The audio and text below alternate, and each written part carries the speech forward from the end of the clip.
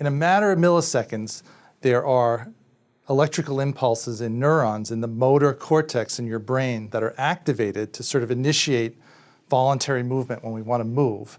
Those impulses get transmitted down our spinal cord, where they actually interact with what are called alpha motor neurons in our spinal cord. And these are the neurons that cause an electrical chemical reaction in the skeletal muscle, in our voluntary muscles, that causes a massive release of this ion called calcium.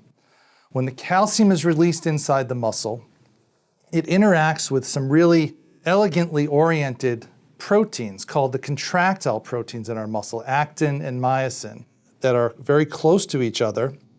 And when calcium is present, basically the actin and myosin proteins bind to each other, and they have little sort of hooks on them that actually move and pull the proteins together. And when that happens, force is generated and the muscles actually shorten. So whether you're an insect, you're a fish, you're a bird, you're a lion, a tiger, a white shark, or a human, we all have these very, very similar contractile proteins in our muscles. And the only way that they actually differ is really by how fast or how rapidly they can shorten and generate force.